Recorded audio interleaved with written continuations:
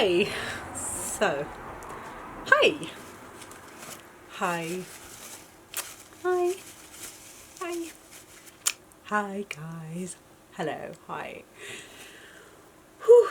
I actually don't know how to even start this video. It honestly is a long time coming for this video because so many of you asked me to talk about my experience about certain things.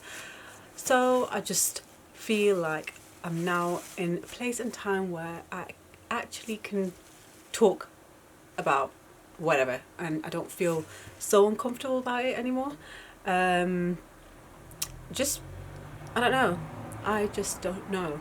But I guess I'm in a place in my life where I actually finally feel happy.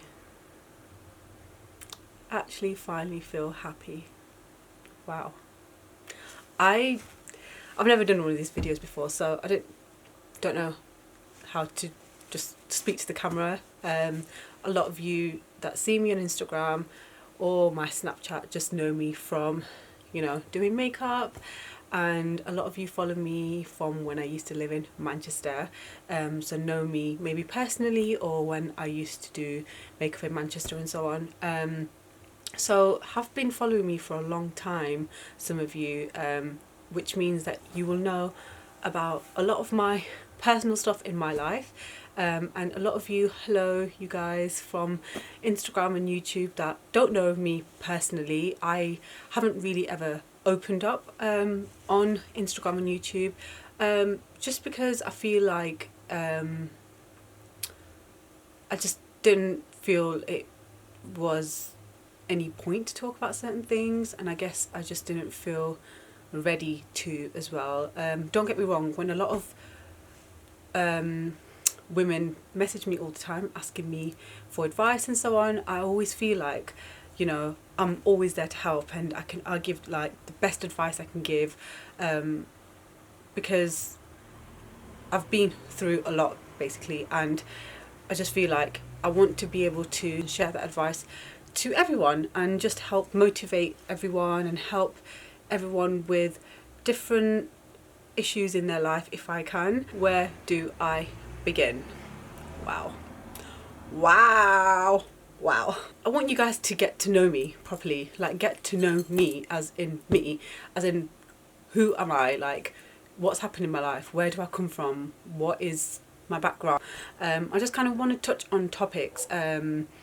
One topic being your own happiness and contentment and your mental health, and also advice regarding relationship advice, if I can give relationship advice. I feel like I'm good at giving it, and because I've had a really bad experience before.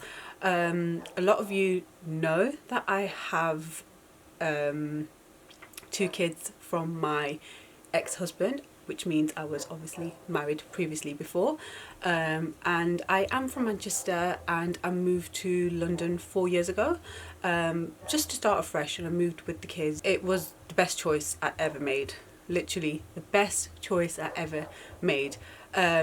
By the way, if I kind of like ramble a little bit, or I come off the topic and touch another topic and come back on this topic, it's just because I've not planned how I'm going to talk about this. I've just thought, right, I'm going to make this video and that's it. So if I do kind of go a bit sidetracked, I'm sorry. Yeah, so basically I moved to London 4 years ago, and this is where I met my current husband, Ray. A lot of you might have seen him on social media, in my pictures. I don't post a lot of couple pictures up just because I try to keep my social media for business purposes only in terms of makeup. But I will be posting a lot more just because I just didn't feel like I was ready to put my life out there. I have got a separate account just for my family and kids and close friends, which I feel like I could just post anything, just literally post anything. It doesn't have to be Instagram perfect. It doesn't need to be thought about and planned about. But then I thought to myself, I don't want to be that way. I'm a quite open person, guys. Like, I'm an open book. Sometimes that's a good thing and sometimes that's a bad thing, but I am an open book, and kind of see what you get is what you see with me. Like a lot of people, if you ask them how would you describe me, a lot of people actually say that you're the most loveliest person I've ever met. And for me, like, you know, for someone like complimenting on my character is like a big thing. You know, don't get me wrong, a lot of people comment on saying, oh, you're beautiful, and all that is nice as well. Like, it's lovely for someone to say that you're beautiful. For me, I love hearing comments from people when they actually tell me like what they think of me as a person. I always try to just be a good person basically, and you know, I always try to go out of my way to help other people, even if I saw a stranger on the street. You know, I'm very soft hearted, guys. I've always been that type that wants to help other people, and most people say that when they meet me, or if you ask about me, they'll ask you what I'm like. They say I'm really bubbly, I'm really chatty, I'm really funny. And obviously being on YouTube and Instagram for me is a total new thing. Like, I'm really chatty and bubbly in real life and full of energy and so on, but in front of the camera I'm really shy, just because I'm finding it really weird like to talk to the camera. Like, I've never done that before, and it's taken me a long time to even to get to this point, but still getting there. I'm still slowly trying to build my confidence still, but I just want to talk to you in regards to maybe why I'm like that as well. Like, why am I shy in front of the camera, or why am I the way I am as a person? Or, you know, obviously in life, things that happen to you in life shape you for the person that you are. And for me, I feel like the past 15 years or so has really shaped me to the person I am today. I have gone through hell and back, guys, literally hell and back. So yeah, basically, I kind of don't know how to go into the topic of marriage and my ex-husband. I'm going to kind of go into it, and then maybe that could lead to another topic regarding mental health and all that kind of stuff. So yeah, so I got married when I was 17. I met my ex-husband when I was in school. I think I was actually, I was just finishing year 11 at that time, and I met him, and you know, we had a lot of mutual friends and all that kind of stuff. We all literally lived 5 minutes away from each other, but I never actually spoke to him. But yeah, we were dating for a while, for a bit, and I come from a very practicing religious family at the time. Like, my family's still practicing, but they are much more relaxed now. But at that time, I'm literally like the eldest daughter, and 15 years ago it was a complete different ball game. So when my mum and dad found out that I was seeing someone, and he was my first like proper boyfriend as well, and at that time, so when they found out I was seeing someone, they freaked out literally, and they were just like, no, you're Muslim, you're not going to be dating no one, and you know, if you want to be with him, we can get married. Don't get me wrong, guys, my mum and dad were totally against me getting married to him, just because I'm Indian Kenyan. There's nothing wrong with being it's the fact that I'm Indian Kenyan. It's just the fact that even though I'm Indian Kenyan but I'm Muslim, my mum and dad are quite open that we can get married to anyone as long as they're Muslim, because, and to be fair, that's something that's very important to me as well. It wasn't so much of a religion thing, it was more a cultural thing, and he basically was Pakistani, and my mum and dad were basically not too sure in regards to him and his family, because they had heard a lot of things basically, and they were just like no, and just weren't having it. And my dad had really high expectations of me because academically I am really clever, so he was just like, you're a straight A student, and you know, you're going to do medicine, and you know, you're trying to throw your life away for a boy, and all that kind of stuff basically. But anyway, we ended up getting married. A few months later, mum and dad were like, I'd rather you get married, and instead of doing haram basically means, if you're not Muslim, haram basically means like you're sinning, and they were just like, you're not doing that, and if you want to get married, if you want to be with him, you're going to get married. So we ended up getting married. Everything was okay. I was 17 at that time and he was 19, so we were really young. Anyway, everything was okay, and then he you know, we started having issues here and there when we started living together. There was a lot of stuff that happened in terms of his family were very, you know, they were okay, they're up and down with me. We had some good times, but majority of it was bad times. And I say majority was bad times because I went into a family where I came from a family, sorry, that was very, very, even though my mum and dad were quite practicing, we were very kind of like open-minded. We came from a background where, you know, our families got married to different cultures. Our families got, you know, we had mixed cultures in our family: French, Algerian, Arabs, Indians, Sikhs, Hindus, you know, the whole lot. We had the whole lot in our family. White, we had the whole lot. Black people, the whole lot. We were just a mixture of everything. So, but his family wasn't like that. They were literally like, if you're not Pakistani, you're literally an outsider. And when I was in that family, they literally made my life hell. When I say they literally made my life hell, like literally made my life hell. Like there were so many things. Like I literally tried to compromise. If you know me as a person, I'm so accommodating. Like I will never ever look down to someone, even if they literally have no money whatsoever. Instead, I would be there to help them. But I wouldn't, and plus as well, if I don't feel comfortable about something, you know, I won't try to be rude to let the other person know. So, you know, when they used to say certain things to me, you know, did used to get upset. For example, like they would comment on my clothes. So I'm just wearing normal Western English clothes. They would complain if I was wearing that rather than wearing Asian clothes, which is like a long dress with like the trousers underneath, which is called salwar kameez basically. If I wasn't dressed in salwar kameez or modest clothing, in terms of when I say modest clothing, it has to be something that basically went past your ass. So any top that didn't cover your bum wasn't modest. So if I wore any workwear like trousers and I wore like a top, even if I was wearing a long jacket and I took my jacket off and I had just had a top on with my work trousers on, it would be an issue. Like, oh my god, look at her dressed like a slag. Oh my god, look at her, she's dressed like a white girl. That's literally what they used to say to me in front of my face, and it was never good enough, and it was always an issue, and they'd cause a big issue. His dad would cause a big ass fucking issue. His mum was lovely, I love his mum to bits, but his dad used to always cause an issue about it, and then his brothers used to be horrible to me about it. His brothers always felt like they had the right to say something to me. Literally felt that they had the right to literally pick on me, and they always had to pick on every little thing that I did. If I went to work, if I went out to my friends, if I went here, it was always like, oh my god, she's doing this, she's doing that, she's doing this.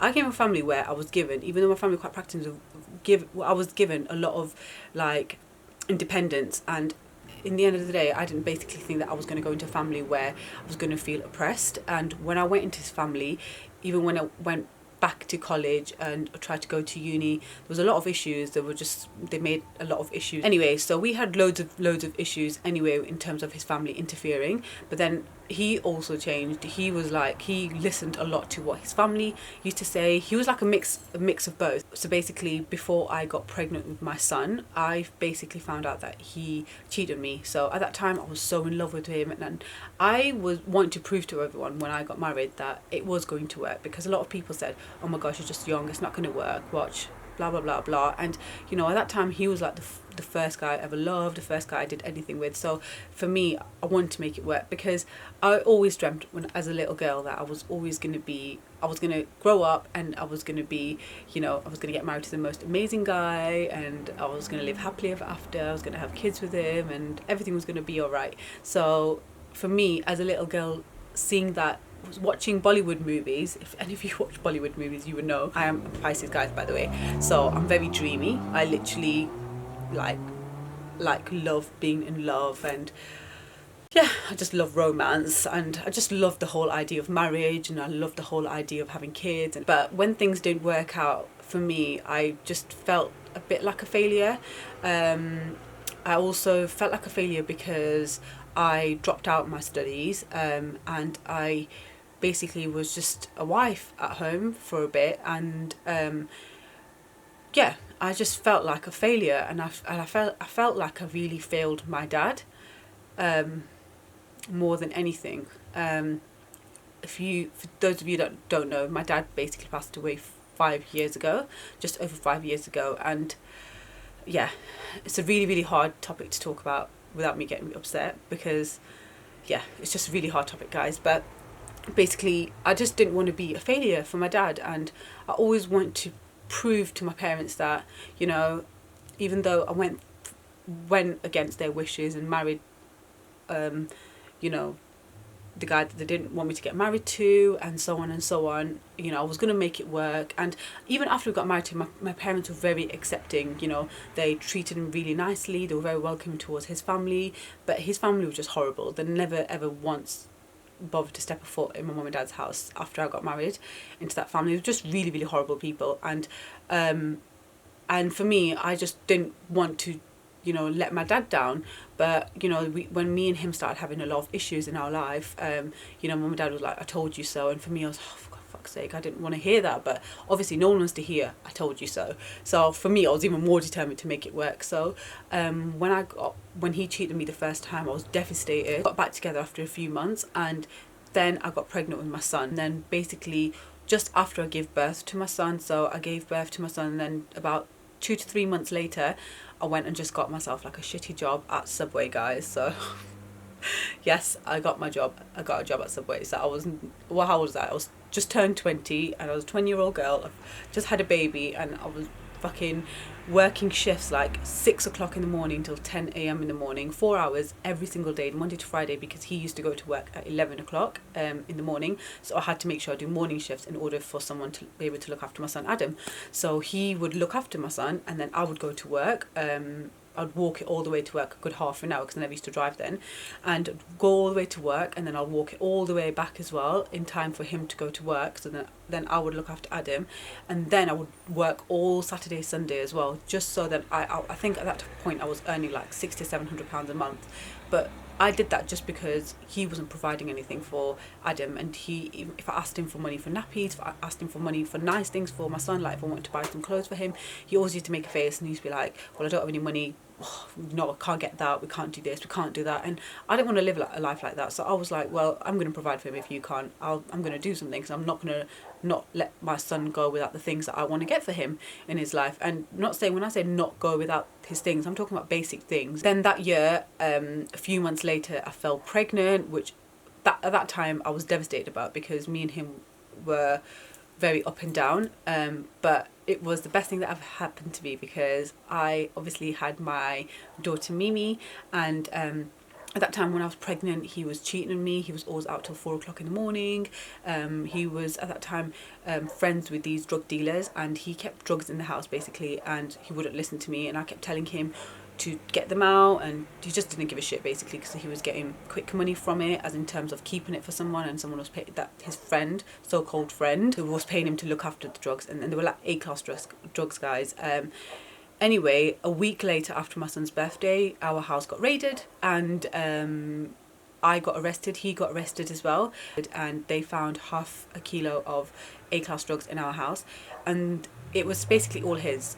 He had all his fingerprints on it and everything, but they obviously had to arrest me because I lived there as well. So when they were questioning him, he basically said it wasn't mine, it was hers. And they said, oh, okay, that's fine, because you know, what we'll do is she'll go to prison, she can have her baby in prison, and then we'll take the baby off her, and your son's going to go to care as well. And as soon as they said that, he must have freaked out, and he was like, okay, it was mine, because he basically said he was living at his mum's and he doesn't live there, and it was all mine basically.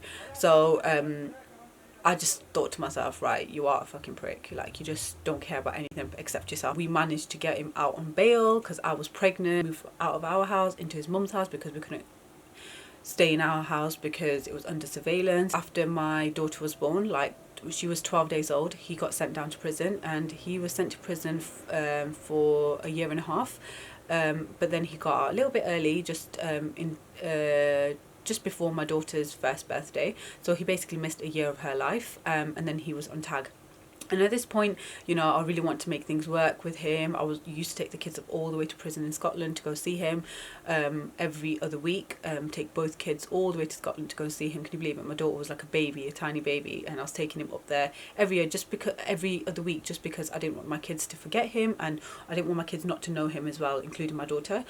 So when he came out, he, you know, I was really happy and wanted to make things work, but whilst he was in prison, I went back to uni and I gained a lot of independence. I gained my independence back, I gained my identity back, because I felt like I kind of lost myself in the last few years when, you know, having kids and going through all the issues that me and him were going through and so on. So for me, going back to uni was something that I would really want to do. And even then, he wasn't happy with that. He was like, why are you going back to uni? Blah, blah, blah.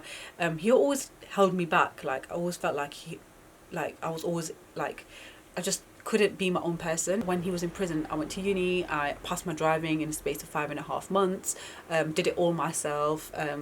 I was so proud of myself. It was a really, really hard time. Like, I had to go move into like a really shitty rented house, and his family didn't help me financially, even though they had a big ass house. Their excuse was that they didn't have any room, even though they had 7 bedrooms in their house, and about, I think, 3 of them were free. But anyway, that's a different story. Yeah, so, you know, I went through a lot while he was in prison financially. Sometimes I didn't have money for food. Like, I remember one point I was such a low place. I had no money for childcare, so I couldn't go to uni because my student loans and my childcare money wasn't coming through yet. So that was an issue, which meant I only had £7 to either survive on food or travel to uni, and I didn't know what to do, and I was crying and crying and crying. I remember ringing my dad, and my dad like sent my auntie over and they helped me out and stuff. So I went through a really, really dark time, and then when he came out, I really supported him and, you know, wanted to make things work. He gave me all the talk that he had changed and he's a better person and this, that, the blah, blah, blah. So when he came out, I believed him and wanted to make things work. But he didn't. He basically became very jealous, he became very possessive. He was just because I had my own independence and he wasn't used to that anymore, and I wasn't having it either. Like, I was not going to go back to being in a dark and depressed place. And then what happened was we split up, and when we split up, I remember my dad basically saying, oh, just make it work with him. And my dad did love him a lot, and, you know, he did get on with my dad, but my dad was very forgiving. My dad never even spoke to him about why he went to prison. Even when he came out of prison, my dad said, look, I don't want to talk about what's happened. All you do is just concentrate now on the future and you and your kids, and make sure you guys live happily and be happy. That's literally what my dad said. My dad was like such a soft-hearted person, and, you know, he didn't ever like come at him or say, you know, I'm going to do this to you if you do this to my daughter or anything like that. He was just very, very forgiving and very calm, and, you know, just, I think he was like that just for my sake. Anyway, and then, you know, a few years went by, and then my dad passed away, and after my dad passed, it was a really hard time for me. At this point, me and him had he moved back in, and then literally a few months later we split up again. And at that point I was just done. I was just like, right, it's not going to work. It's going back and forth. It's not going to work. I'm not happy. You know, he's not the one for me in terms of, because he does not support the kids in terms of money wise. He never used to support the kids in terms of the house wise, everything basically. He was trying to get back with me and so on, like the whole story kind of thing. And all of this, guys, really, really affected my mental health, because when I was, you know, when I had kids and stuff, obviously women become insecure after having kids. I put weight on, my body changed and so on, and he used to mentally like abuse me. Like, if, for example, I've had kids, I've got stretch marks on my stomach, he'll take the piss out of my stretch marks and laugh about it, make it into a joke. Even if he said it was a joke, it wasn't so funny, because it really did affect my self-esteem then, and affect my mind, and you know, and the way I thought about myself and so on. And, you know, I've suffered from acne all my life, and he used to take the piss out of my spots and used to say all stuff about my spots, and, you know, it just really, really made me feel like I was ugly, or I was not worth, like, I was I don't know, I just felt worthless, and I just didn't feel great about myself. And then on top of that, I had 2 kids and it wasn't working out, and I had high expectations about my life. And at this point I was at uni and I was studying architecture, and, you know, I just felt like giving up, but I knew that I'd worked so hard to get where I was at, and I was not going to give up, so I persevered. It became to a point where he started to become aggressive towards me, to a point where I was scared to be around him when he got a little bit angry. Not a little bit, he got quite angry. I just felt really scared, and I don't know, I just felt really scared, and I don't know how to explain it. I just felt really scared, and, you know, to a point where I thought he was actually going to kill me once, and I was locked into the bathroom and so on. And at that point, you know, we had all sorts going on where the police were involved, and I had to get a restraining order against him. I had to move out into a different area with the kids just because he wouldn't leave me alone. Every night he'll come and check up on me if I was at home or not. Then he had a key to the house, and if I wasn't at home, he'd get into the house, and then I'd turn up like whatever time it was in the night, and I'd find him just sat on my bed, and he would be like, "Oh, have you had fun? Yeah? So you decide to go out and be a slag and be out till 10, 11 o'clock at night while you've got kids?" Like, literally, that's what he used to say to me. So he was like, women should be out after 9 o'clock, like that kind of. And I was just like, oh my God, like I can't believe he actually does this to me. Like, I felt so scared. Always felt scared. I was always looking over my shoulder, always felt like he was hiding somewhere that was going to jump out. And he used to joke about, like, you know, if I find out you're with someone else, watch, I'm going to kill you, watch what happens. Anyway, that year, the end of the year, I started dating someone. Obviously, I wanted to be with someone, and I wanted to be happy, and I just started dating someone. You know, we all want to be happy, and as soon as he found out I was dating someone, he went absolutely fucking mental. We're mental, and he was like, "You're a fucking slag, this, that." I said, "Look, we've not been together for years. We've been on and off. It's blah blah blah blah. And end of the day, you've cheated on me. You're the one who caused this." And it was just really really messy. So yeah, he came over to my house, he attacked me, then the police came, and then he begged me to drop the charges, so I did. And then a few weeks later he came in and attacked me again, and this time, like, he proper, like, physically attacked me, and my kids were there and they saw everything. And at this point I persevered with restraining order, went to court, got a restraining order against him, even though he begged me not to. But I knew at this point I needed to move, because I thought, if I don't move, this guy is going to fucking kill me. He is going to kill me, because I had never seen him get to that point. He was going he was going mental, like crazy. But he led me to get to a point where I didn't want to be with him anymore, from all the cheating, from all the abuse, all the abuse his family gave me. Honestly, I did so much from his family. Like, don't get me wrong, I love some people in his family, and I still speak to them till today, and they're absolutely lovely, and I always love them. I always have love for them.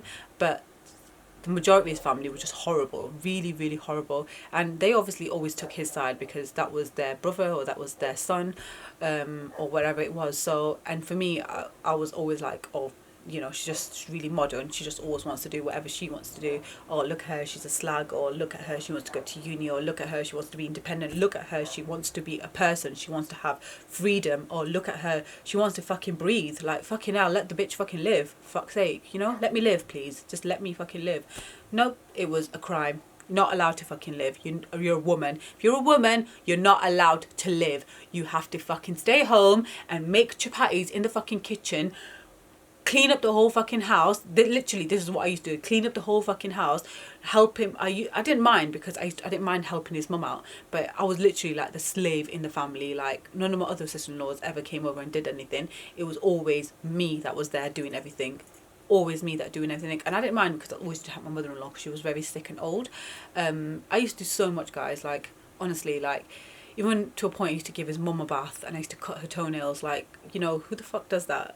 Like, who the fuck does that? And for you to be able to do that, it's like, you need to have a big heart and a kind heart to do that. And I didn't mind. Like, I wanted to give all my love and everything that I had, like, to his family, because they were my family now. But it was just never fucking good enough. It was never good enough. Anyway, that year that I moved to London, which is 2014, that was the year that I got a restraining order against him, and everything just got a bit too much. And you know, I still loved him, but I fell out in love with him because I had kids with him. So I still did love him, but I fell out in love with him. I was not in love with him anymore, just because too much had happened. So I moved to London, and when I moved here, I just basically didn't know what I was going to do, because I was a single parent for such a long time, guys, such a long time. So that just really helped me become an even stronger person, and I just had to make it work. There was nothing I could do. I just had to make it work. And I always had a fear of being a failure. I've always been like that way, and I'm like that till today. I do not want to be a failure, just because I'm such a motivator. I'm so hardworking, and I'm so passionate about life, and there's so many things that, you know, like, I'm talented in. like, you know, I can proudly say that I'm actually talented in so many things, and academically I was really clever. I studied architecture, so I was like, I don't want to be a failure. I don't want to be this someone to look at me as a single parent with 2 kids. Oh, like her parents told her so, and she still went and she did whatever she wanted to do. And look at her now. Look at her life. She deserves it. I already knew that people were looking down at me because in Manchester, there's a very more backward cultural mentality. So there's a lot of Asians, Pakistanis, there were a lot of like very backward mentality there. So majority of people, if you come from a cultural background, like divorce and being a single mom was like, it was like a big thing. I think it is even now. Divorce is a big thing for everyone, but in the Asian community, it's like an even bigger thing. So, and Islamically as well. Like I wanted to make it work, but it just came to a point where it was not going to work, and he was like, I'm not going to divorce you no matter what. So I had to apply for it, and I applied for my divorce, and I had so many grounds to stand on. And the imam, which is like the religious person who decides whether you're eligible for a divorce or not when you apply for one, he granted it straight away because I had so many reasons why. That year when I moved to London, I was literally working full time, and you know, it was really, really hard, guys. The first 6 months was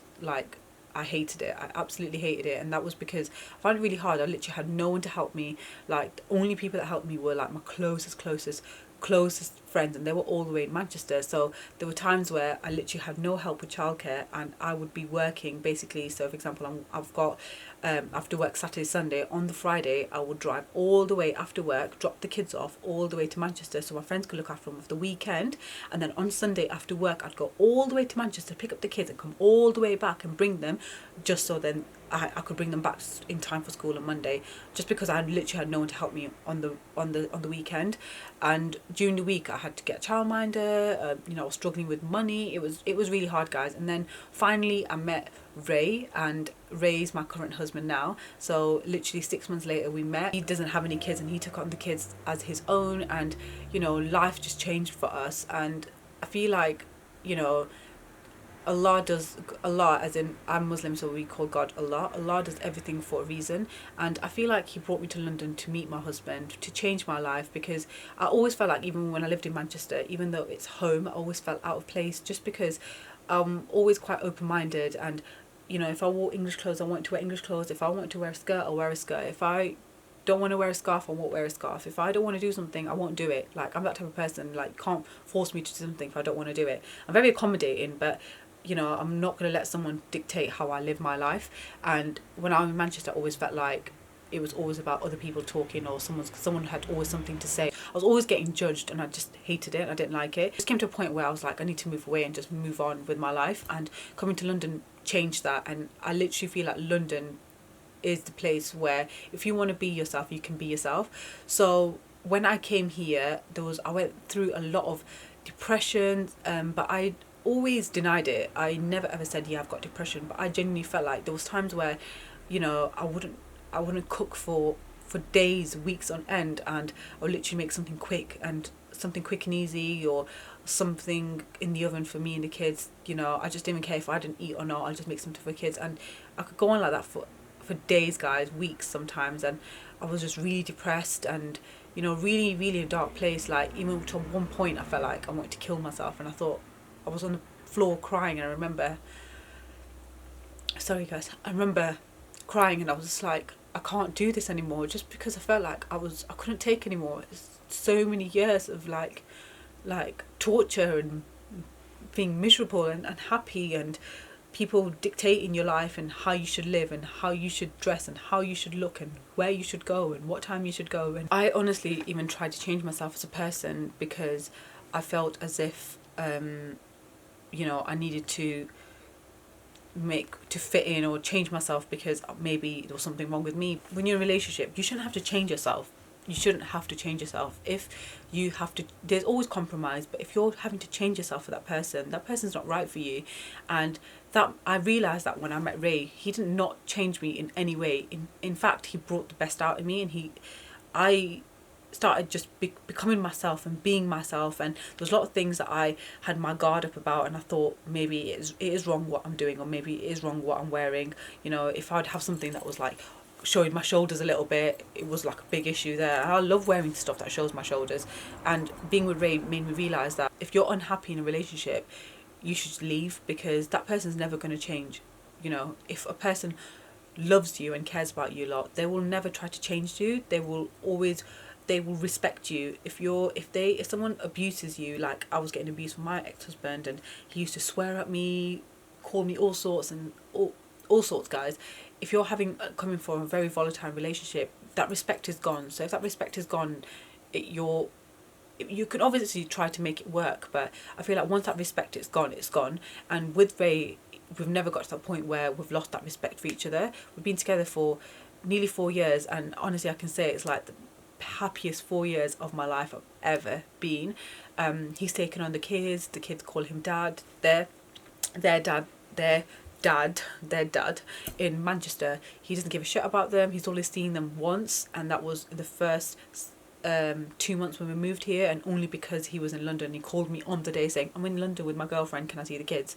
And that was only my only day off, and I remember I let him see the kids and so on. But I've always tried to keep him in the kids' life, and he just doesn't want to be in their life. He chooses not to pay maintenance. It's been 2 years now since he got married to his wife. And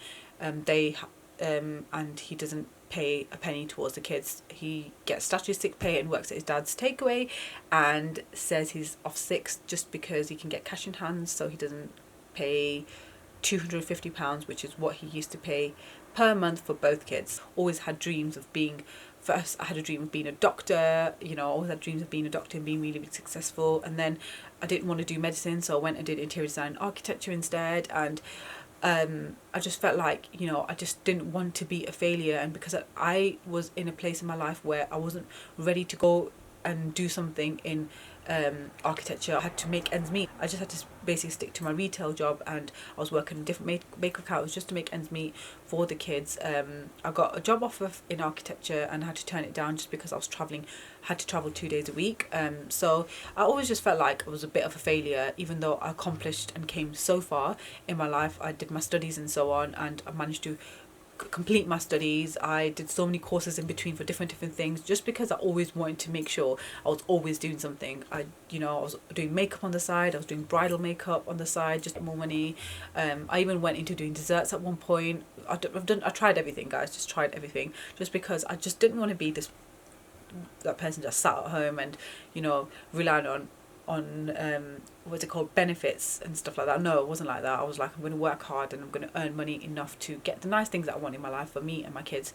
So I always had this thing where I had back in my head, I thought, right, I failed myself, I failed my parents, I failed everything. But I feel like Allah gave me my kids, so they really were like my support system as well.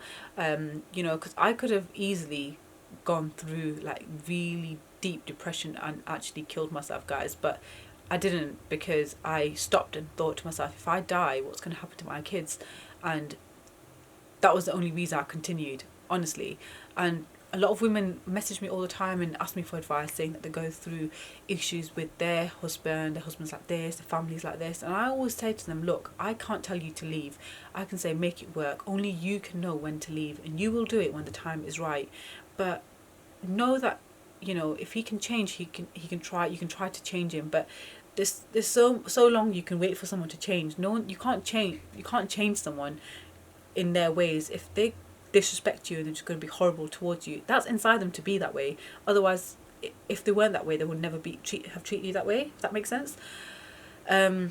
So coming to London made me realise what a relationship actually was supposed to be like. Being with Ray made me realise that it's supposed to be respectful, it's supposed to be understanding. Like, Ray's literally my soulmate, and seeing him take on 2 kids as well, the kids call him dad, he does everything with the kids. He didn't have to do that, so he was such a good man to take on the kids. And my ex-husband used to say to me, who's going to want to be with you, a woman that had got 2 kids? He used to always look down at me and say that to me, and I used to always think, no, I'm going to find someone. But for him saying that to me, made me feel insecure, thinking, who's going to want to be with me? It's true, I've got 2 kids.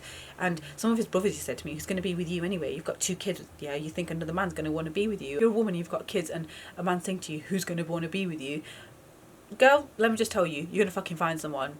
he's going to say to you, that should give you even more of a reason to go and find someone. I am going to be with someone, whether I've got 10 kids, I've got 20 kids. So don't let a man tell you who's going to be with you just because you've got kids. You will be with someone whether you've got kids or not. Do not let that become an insecurity for you. Times in my life where I just wanted to sleep, or I just didn't want to eat, I just wanted to sit there, look a mess, I didn't want to wash my face, I just didn't want to go anywhere, I just felt like crap.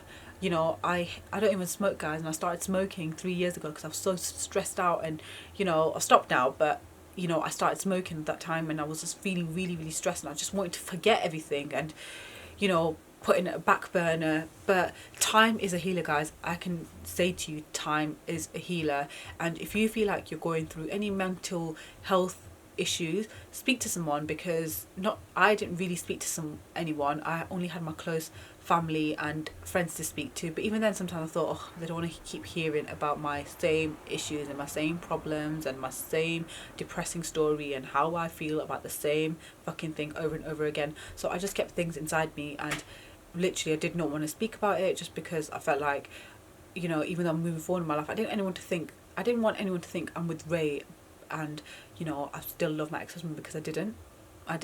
I always just had hope that maybe he would come back into the kids' life, or would actually realise and care about the kids. But he just didn't. And yeah. So basically, a few months ago, so in July, I went back to Manchester after 4 years properly and visited all my family and friends, and it brought back a lot of memories. I didn't go back for such a long time just because I just didn't want to see anyone. I just didn't want to bring back all memories. I literally lived there all my life, so for me it was like going back to my childhood, going back to everything, and I was just like, oh, I just don't want to go back to that and face up to people, mainly, to be very honest with you, I just don't want to bump into his fucking family, his horrible, nasty, ugly family. I didn't want to bump into them and or to have that awkwardness or uncomfortableness. I just didn't want to be in that place. Anyway, when I did go back to Manchester in July, I did obviously bump into his family and see some of his family, and he brought back a lot of emotions, you know, but also I found out that his new wife was pregnant, and, you know, obviously that brought back some emotions as well, brought some emotions out of me that I didn't realise, because I just felt like I was just like, I can't believe you're having a baby and you don't care about 2 kids that you had first. Like, you just don't give a shit about your 2 kids that you have, and you're having a baby, literally. So I was just really, really pissed off. And then recently, me and him spoke for the first time after ages, and you know, he apologised, and I thought to myself, right, this guy, you know, I don't want to be a bitter person, I want to be happy. I've had so much resentment and hatred and upset and negativity like brewing inside me as a person. I just don't want to be that person anymore. I just want to be happy. And I thought me and him were closing a chapter and just moving forward our life. And, you know, he apologised about a lot of things, and even though he doesn't ever mean it, but I always seem to think that, you know, I always seem to believe him, and I thought we were getting somewhere. And as soon as I said, well, he started saying about the kids, and I said, well, if you care about the kids, then you should start providing for them. Prove to me that you actually care about them, provide for them, because it's been 4 years and you actually don't do nothing. You've not seen them in 4 years, so start providing for them. Oh yeah, I will. Once I've had the baby and I get a chance to, I will. And then as soon as I spoke about the money again, he just turned to a horrible, nasty person. Started giving abuse to my husband again, giving abuse to me, swearing at me again. I just thought to myself, you're never going to change. I realised, I think it was just like a sign from Allah, because a few weeks before I spoke to him, I started praying, and I just basically said to Allah, please give me some peace, because ever since I got back from Manchester and I found out that she was pregnant, it was playing on my mind all the time, and I was getting a bit upset here and there. I was having nightmares, guys, like I'd wake up at night and, you know, I've had really bad nightmare and I'm like shaking and stuff because I was upset that she was pregnant. And I just felt like, how could you do that to my kids? How could you do that to my kids? And mentally, like, all the hate, all the negativity and stuff, all built up over time as well, made me into, even though I'm a very happy and bubbly person, you know, I'll never be horrible to someone, it made me into an angry, bitter person as well. And it affected me in so many different ways, but mainly in my work, in the way I am. I lost myself as a person. There was a lot of things that, you know, I enjoyed doing in my life as a young girl, and a lot of things that I had dreams about and that shaped me as a person, and loads of things that I was into, and I just stopped doing all them things just because you know, when you're feeling down, you don't feel like doing nothing. Stop doing all them things, and I just don't. I didn't want to. I came back from Manchester. I thought to myself, I don't want to be like this. I want to be happy. I'm 30 years old, and I want to have a positive, happy life, and move forward in my life and be happy with my husband and my kids now. Allah somehow made me speak to him, and we spoke, and made me realize that, you know what, forget you being in the kids' life. You don't deserve to be in their life. My kids do not deserve you. They deserve better. After everything as well, I just thought to myself, you are never going to change. You're always going to be a dog, mate. You're always going to be a dog. And I say he's a dog, is because you know, as a mother, you don't want anything to happen to your child, and the things that he's put the kids through, trust me, like, even for their mental health and well-being, they've had to go through a lot. Like, you know, my Adam had anger issues, and, you know, all sorts, guys. It's a really hard topic to talk about. Like, I don't want to make this really, really long, but it started to become a bit long. And after speaking to him, I made him realise he's not going to change. And for me, that was like, I felt like I got my closure then, because I feel like with me and him, we had loads of fights and there was no closure. I kind of left, I went, and he was there, and that was it. And then we just both moved on, and it was very volatile and stuff. So there was no closure, but I feel like just from that message, I got my closure then. And it made me realise that he's never going to change, and life is not worth being upset and stressed about. Why am I letting someone else dictate how happy I am in my life, even though I've moved on with someone else and I'm happy with my kids? Why am I letting him affect my kids, my life, letting everything that's happened to me affect me now? Because it's not going to change anything. It's all happened, and the only way to improve my life is by changing my mindset. So my advice is, if you are going through any abuse, mental abuse or physical abuse, honestly guys, get out of it. It's not going to get any better. And like I said, if that person actually loved you and cared for you genuinely, they would never do that to you. There would be so much love and respect there. Don't get me wrong, every couple's fight, but they don't abuse you and control you, and they don't make you feel like you're worthless like he did with me. They don't do, if someone loves you, they don't treat you like you're a piece of dirt on the floor. And that's how I felt like his family and he treated me. And when he did want to get back with me, it was just too late. I already moved to London, and it was just too late. It was too late. I already applied for my divorce, and I just knew he was never going to change. So yeah, basically that is kind of a bit of a nutshell of what I went through. I grew up thinking that I was going to have this perfect life, and I didn't. And it was a failed marriage, a failed relationship, a failed family, a failed whatever you want to call it. And for me, I did not want to accept that. And I think I finally came to a point in my life where I've accepted what's happened. I have closed the book from what's happened, and I'm now finally ready to like move forward in my life. And like, saying that really, really like upsets me. Not upsets me as in like makes me really emotional, because it's taken me such a long time to get here. It's been 4 years since I moved from Manchester to London, and finally feel like I'm ready to move on with my life. Not as in move on in relationship wise. I'm already moved on with my relationship ages ago, because I knew that was the right thing to do with my current husband Ray. But move on with my life for my own sanity. Move on in terms of my mental health. I don't want to be upset and down all the time. I think also having expectations, and I'm a perfectionist as well. I take pride in how I look. I take pride in how my house looks. I take pride in how my kids look. I take pride in all these things, because to be looked up to and respected, and I want to motivate other women and motivate other people. Don't feel like, what am I going to do as a single parent? How am I going to cope? You are going to cope. You're going to get a full-time job. You're going to put your kid into school or nursery or whatever it is. You are going to cope. You're going to have to cope. there's always ways around things. And I feel like when people say, oh, I don't know, I can't do this, I feel like they're making excuses. If I could do it all by myself and move from Manchester here, I literally left everything behind and moved to London, you can do it as well. I started blogging just over a year ago, and I feel like it has affected my blogging. Sometimes I was not posting for a week, and then some days I'm okay and I feel like I've got lots of energy and I'm positive, and then posting, and then have down days again the next day and I'm feeling depressed. I just don't want to do anything, just looking at my phone. I don't even know what I'm looking at, I'm just staring at my phone. I felt like there was something missing out of my life, and I just couldn't put my finger on it, and I wasn't finding any peace. And I turned to praying, and I turned to just taking a step back and actually thinking and seeing what I'm worth. And I realised I'm too good to be in this position where I allow someone that's not even in my life anymore to affect me, and I allow someone that's affected my life so much that it's affecting my future. No, it's not happening. And that's when I realised this needs to stop.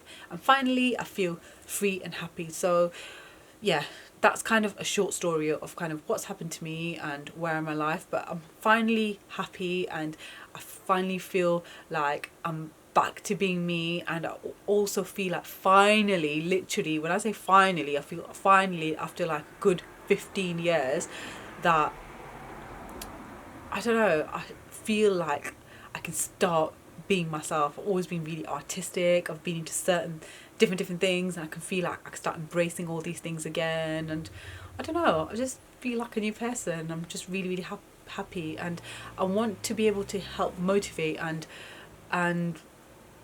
just bring out the best in other people and help other people. And I want my channel to be about things that I love, things that make me happy, my kids, my family. I'm going to be posting more stuff about my kids and my family now on my page so you guys can get to know me a bit more as well.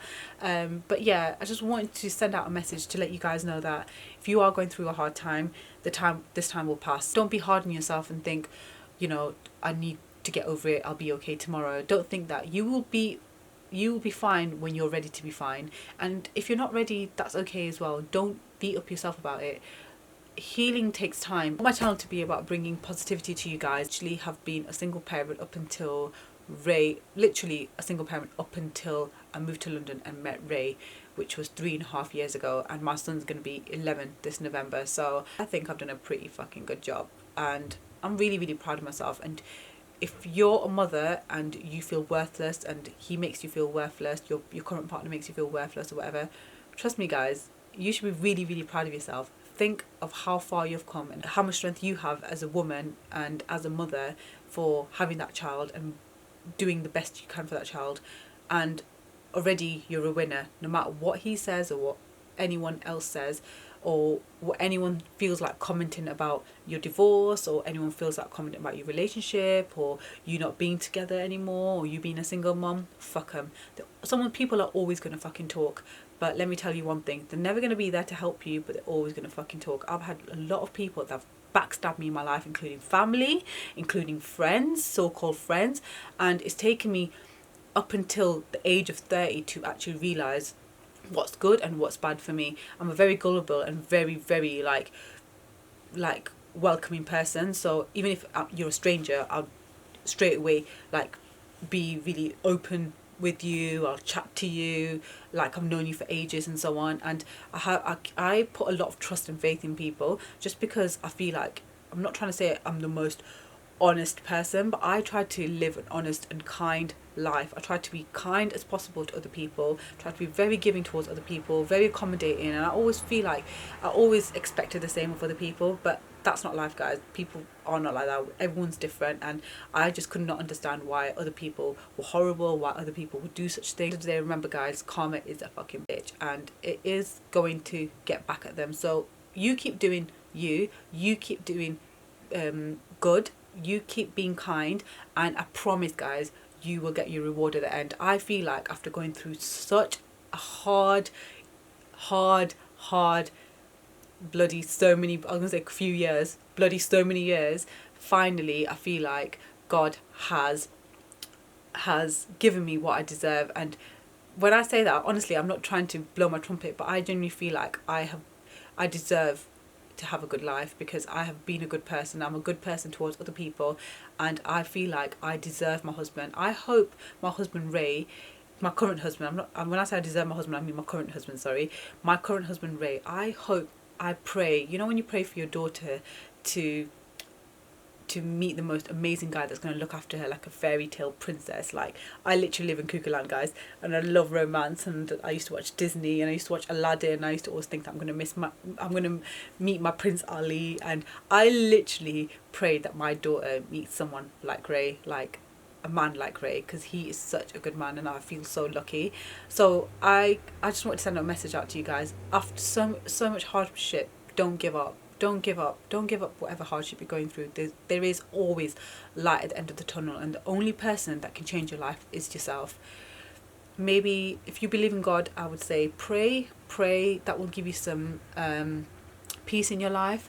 Try listening to motivational talks. Try listening to meditation music. That's something I've been doing a lot. I've been putting prayers on as well in the house, and just stuff to give me peace. And honestly, guys, I feel like that's really changed me and changed my well-being over the past few weeks.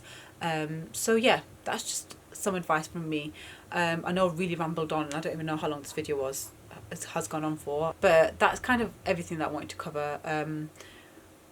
Sorry, it's a bit of a mixed conversation video. I've never done one of these before, but I kind of spoke off my mind to you guys, and just wanted to kind of tell you about what I went through, and you can actually get out of what you're going through as well, and you can find your light at the end of the tunnel as well. Hope to see you guys more on my channel. If I can change other people's lives in any way, in a positive way, or help other people, honestly, like, that's my main goal in life, is to help other people and change other people's lives and make them happy. I cannot see someone suffering. I can never see someone going through any sadness and stuff. Honestly, breaks my heart. So if there's any way that I could help you guys, any advice that I could give you guys, or anything that you guys want to see from me, please let me know and leave it in the comments below. Subscribe to our channel, and until next time, guys, I shall see you soon. Mwah.